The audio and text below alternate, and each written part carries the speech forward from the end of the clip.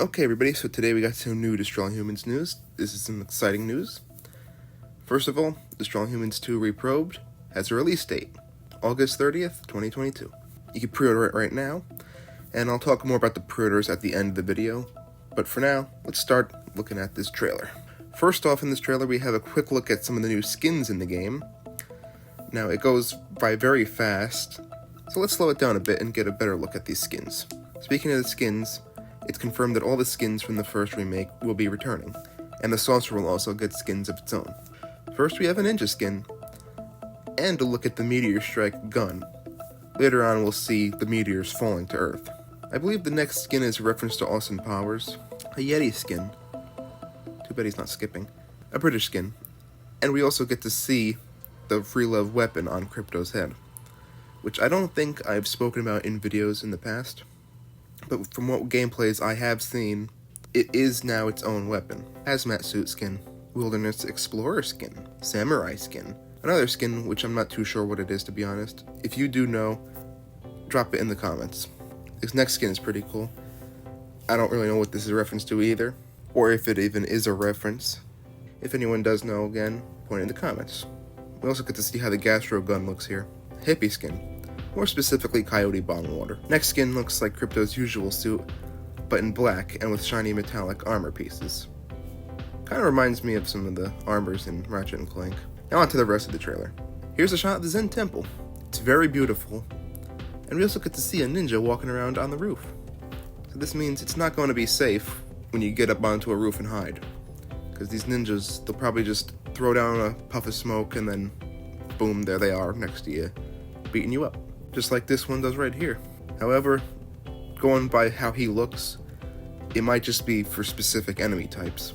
You can see some meteors falling in the background here. We'll get a better view of this later on. And also skating is returning as well, which is awesome, because ever since I unlocked that ability in the remake, it's like a life changer in the game, honestly. You just can't play without it, feels like. The underground tunnels in Albion seem much bigger too. And we also could see Ancient Orange Shop in the background, which we've also seen in the announcement trailer.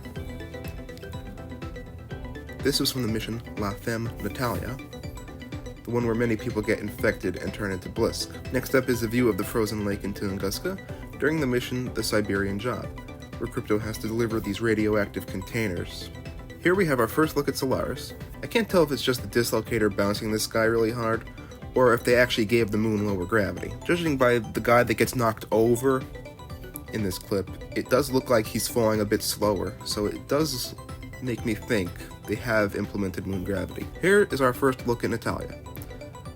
We will see a bit more of her later on, but for now, here's some more Meteor Strike. The Meteor Strike also seems to have a large beam, almost like a reversed abduction beam, which doesn't make sense because, spoiler alert, the mothership gets blown up. However, it does look like it's pulling a lot more meteors than the original game did. Even if they are a bit smaller looking, it does look really awesome and destructive. Bay City at night, and a cloudy sky. I wonder if this means there's going to be a weather cycle and a day and night cycle, or if it's just going to be random when you load up the game like Saints Row the Third is. Also spotted in the top left, Gastro. Burrow Beast devours a random guy. Also, we get to see Albion with a clear sky.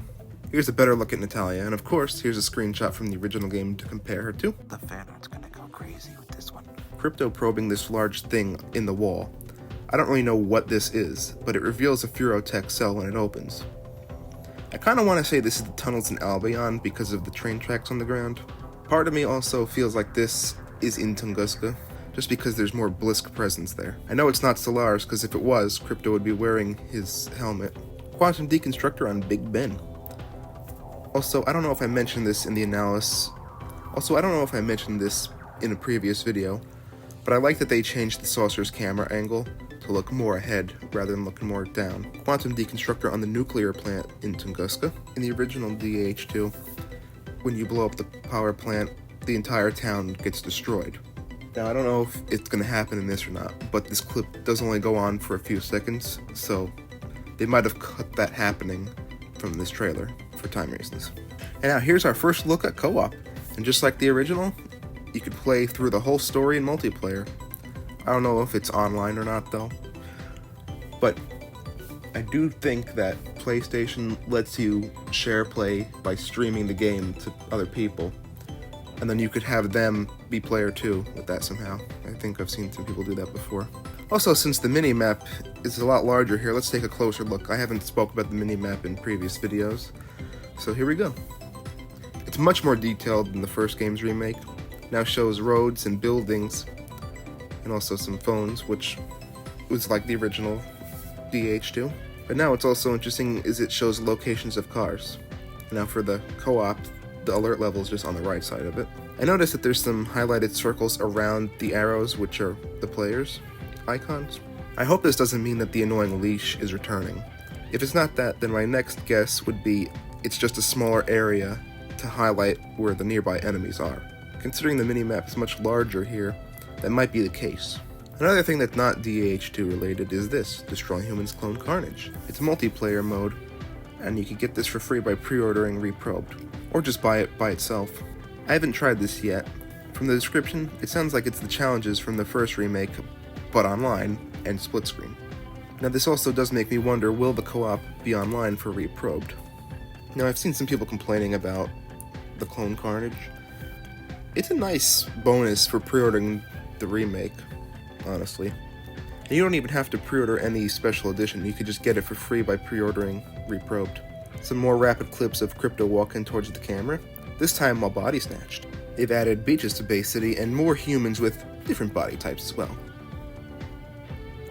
And it's available August 30th, 2022, about a month after the 2-year anniversary of the first remake's release.